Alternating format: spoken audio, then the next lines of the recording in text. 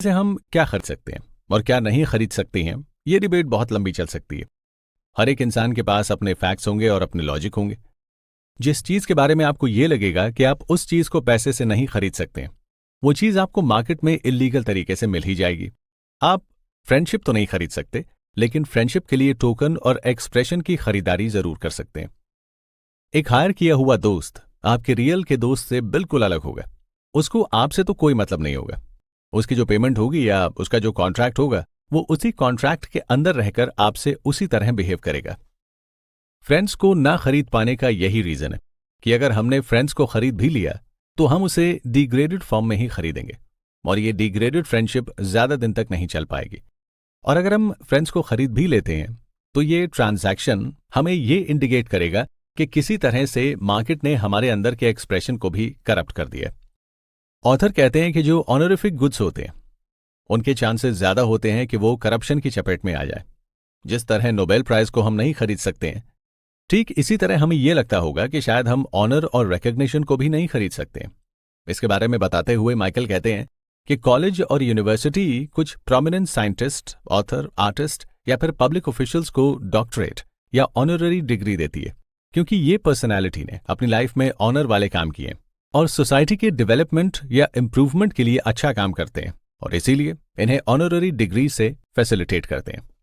लेकिन कुछ फिलैंथ्रोपिस्ट होते हैं। फिलैंथ्रोपिस्ट ऐसे रिच पर्सन को कहते हैं जो पुअर की मदद करे। ये फिलैंथ्रोपिस्ट फंडिंग करते हैं और उस फंडिंग के बदले कॉलेज या यूनिवर्सिटी इन्हें ऑनररी डिग्रीज या डॉक्टरेट से फैसिलिटेट कर देती है। यानी ऑनररी डिग्रीज भी आप पैसे से खरीद सकते हैं। हालांकि इसका ट्रांजैक्शन आप डायरेक्ट नहीं कर सकते। इसके लिए पहले आपको अपने पैसे को कॉलेज में इन्वेस्ट करना होगा। इसी तरह जब आप कॉलेज में एडमिशन लेने जाते हैं तो ज्यादातर लोग मेरिट के बेसिस पर सेलेक्ट होते हैं, लेकिन फिर भी कुछ सीट उनके लिए रहती है जिनके पास पैसे हों, जो एडमिशन के लिए ट्रेड कर सके और जो उस सीट की सही वैल्यू दे सके। हर चीज जो आप आसानी से डिफेंड कर सकते हैं, इमोरल करके भी आप उसे आसानी से डिफेंड कर सकते हैं। लोग कहते हैं कि कॉलेजेस अगर ऐसा ना करें तो वो अच्छे स्टूडेंट को स्कॉलरशिप प्रोवाइड नहीं कर पाएंगे और अच्छे स्टूडेंट को फाइनेंशियल एड नहीं दे पाएंगे। यानी हम ये कह सकते हैं कि कॉलेज एडमिशन भी बेचे और खरीदे जाते हैं, लेकिन ये प्रोसेस काफी कॉशियस तरीके से होता है। कॉलेज का एडमिशन बेचने में दो ऑब्जेक्शन हो सकते हैं। पहला है फेयरनेस ऑब्जेक्शन, दूसरा है करप्शन। फेयरनेस ऑब्जेक्शन के अकॉर्डिंग पैसे के बदले आप अमीर फैमिली के बच्चे को एडमिशन देकर उन बच्चों के साथ नाइंसाफी करते हो जो साल भर कॉलेज में एडमिशन पाने के लिए मेहनत करते हैं। उन्हें यह मैसेज जाता है कि अगर आप अफ्लुएंट फैमिली में पैदा नहीं हुए हैं तो यह आपकी गलती है। इसके अलावा कॉलेज में सबके लिए बराबर अपॉर्चुनिटी होनी चाहिए, लेकिन पैसे के बदले एडमिशन मिलने पर अमीर बच्चों को एक एज मिल जाता है। वहीं करप्शन ऑब्जेक्शन में सवाल कॉलेज की इंस्टीट्यूशनल इंटेग्रिटी पर आ जाता है। हर इंस्टीट्यूशन की अपनी इंटेग्रिटी और ऑनर होता है और उसे वो मेंटेन करके रखना होता है। कॉलेज की ये रिस्पॉन्सिबिलिटी होती है कि उनके यहाँ जो भी स्टूडेंट पढ़े वो जब पढ़कर निकले उसके पास अच्छी जॉब हो, और कॉलेज रिस्पॉन्सिबिलिटी भी होती है कि वो अंदर एजुकेशन के आइडियल और कोर प्रिंसिपल को मेंटेन करके रखे, मोरालिटी और सच्चाई पर फोकस करे। हालांकि इससे डिनाई नहीं किया जा सकता है कि कॉलेज को अपने डेवलपमेंट और स्टाफ्स को पे करने के लिए पैसे की जरूरत पड़ती है, और इस जरूरत को कॉलेज फंड रेजिंग के थ्रू सॉल्व कर सकता है। और जब कॉलेज एडमिशन के लिए इस तरह का एक्ट करता है तो ये एजुकेशनल इंस्टीट्यूशन की इंटेग्रिटी पर सवाल बनाता है कि जिस इंस्टीट्यूशन से हम इंटेग्रिटी सीखते हैं वही इंटेग्रिटी मेंटेन नहीं कर पा रहा है। ऑथर आगे कहते हैं कि किडनी खरीदना और बेचना भी मार्केट में प्रैक्टिस बन चुकी है। क्या आपकी नजर में किडनी बेचना सही है या गलत है?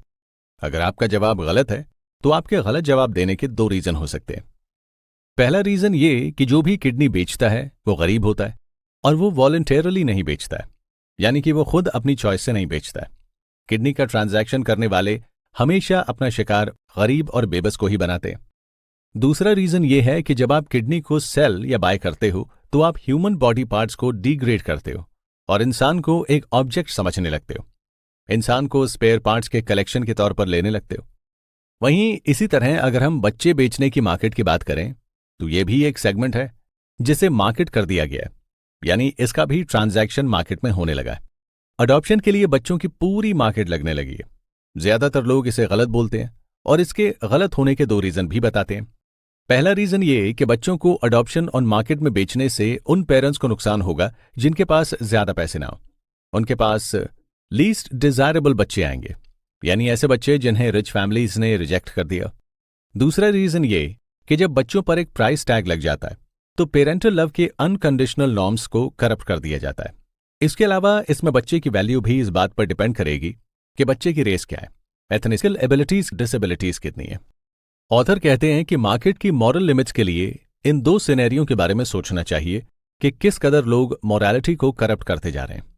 प्रोस्टिट्यूशन भी कुछ इसी सिनेरियो में आता है कि लोग किस तरह से पैसे के लिए अपनी बॉडी को बेच देते हैं।